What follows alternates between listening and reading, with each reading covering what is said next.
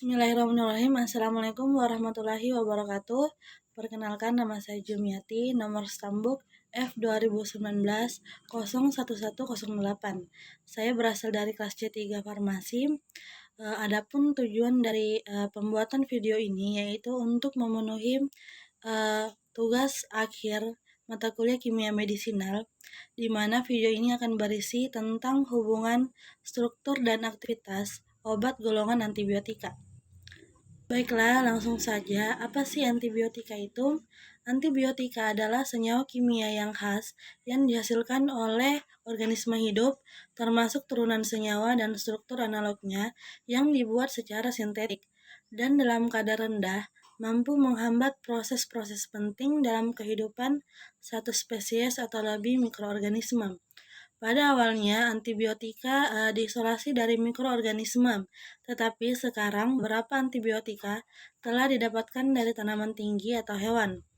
Antibiotika berasal dari sumber-sumber berikut, yaitu Actinomycetes, jamur, tanaman tinggi, Eubacteriales, terutama bacilli, hewan, Pseudomonales, dan ganggang atau lumut. Baiklah, selanjutnya antibiotika dapat dikelompokkan menjadi 3, yaitu yang pertama berdasarkan spektrum aktivitasnya, yang kedua berdasarkan tempat kerjanya, dan yang ketiga berdasarkan struktur kimianya. Ketiga pembagian tersebut dapat dipahami atau dapat dibaca pada slide PPT yang telah saya buat. Baiklah, selanjutnya ada 2 penggolongan yang akan saya jelaskan pada kesempatan ini, yaitu langsung saja. Baiklah, yang pertama yaitu turunan amfenikol. Turunan amfenikol adalah antibiotika yang terdiri dari kloramfenikol dan senyawa sintetik analognya, merupakan senyawa bakteriostatik dengan spektrum luas, bersifat mudah larut dalam lemak sehingga mudah menembus sel bakteri. Adapun mekanisme kerjanya yaitu mekanisme kerja antibakteri turunan amfenikol yaitu menghambat pemanjangan rantai peptida dan pergerakan ribosom sepanjang mRNA. Titik penghambatan ini bersifat stereospesifik, hanya isomer D-trio yang aktif. Turunan amfenikol juga menghambat sintesis protein mitokondria mamalia karena ada persamaan antara ribosom 70S bakteri dan mamalia.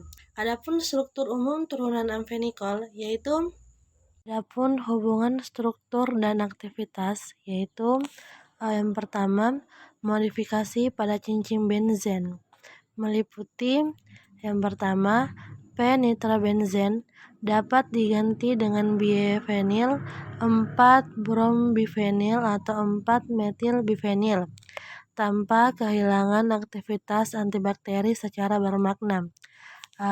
Yang kedua, penggantian gugus fenil dengan gugus aromatik atau alisiklik lain seperti sikloheksil, furil, naftil, piridil, quinolil, dan tienil. Menghilangkan aktivitas hanya turunan nitrotienil yang aktif sebagai antibakteri, meskipun aktivitasnya lebih rendah dibanding kloramfenikol. Yang ketiga, penggantian gugus nitro dengan gugus penarik elektron kuat, seperti asetil atau setofenikol, atau meltisulfonil atau tiamfenikol, senyawa yang tetap aktif sebagai antibakteri. Penggantian dengan substituen lain seperti CN, CONH2, halogen, dan lain-lainnya ataupun gugus heterosiklik dapat menghilangkan aktivitas karena terjadi perubahan keelektronegatifan, volume molekul, dan sistem tipe P-quinoid. Yang keempat, pemindahan gugus nitro ke posisi orto atau meta menurunkan aktivitas antibakteri.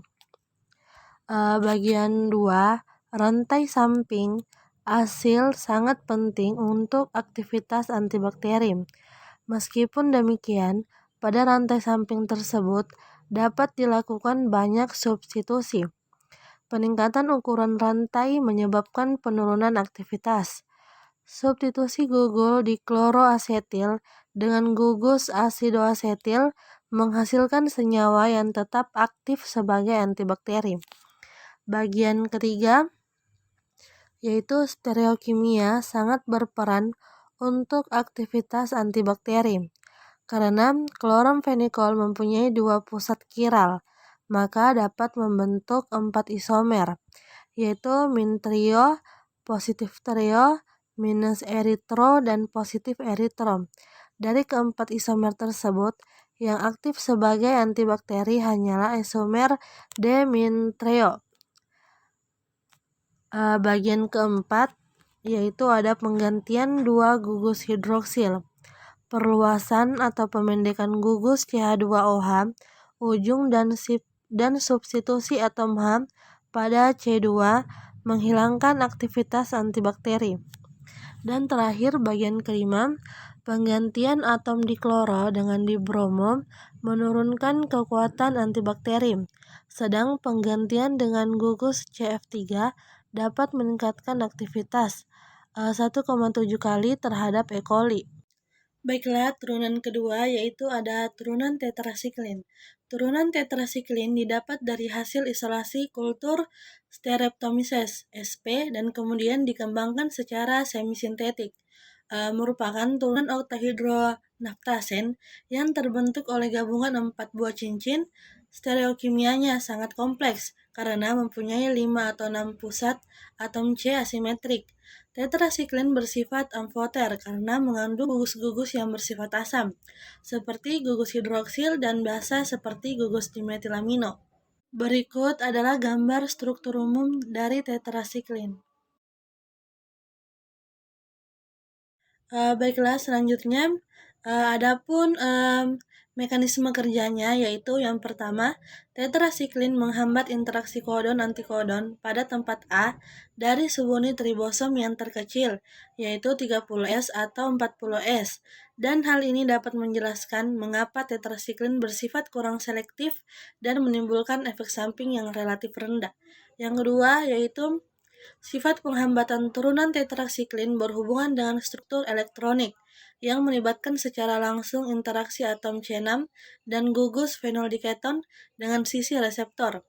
Adapun hubungan struktur dan aktivitasnya, yang pertama yaitu ada gugus farmakofor dengan aktivitas biologis penuh adalah senyawa semisintetik sansiklin.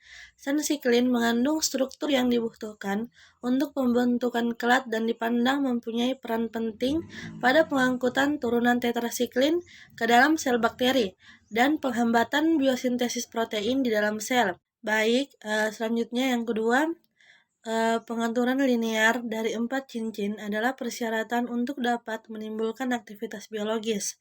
Konfigurasi pusat kiral pada C4, C4A, dan C12A sangat penting untuk aktivitas, sedangkan konfigurasi pada C5A dan C6 kemungkinan dapat berubah-ubah. Sistem fenolidiketon pada cincin BCD adalah planar dan penting untuk aktivitas, sedang cincin AB dapat mengalami perubahan bentuk konformasi. Semua turunan tetrasiklin pada pH fisiologis mempunyai bentuk konformasi sama. Berikut adalah gambar bentuk konformasi tetrasiklin pada pH fisiologis.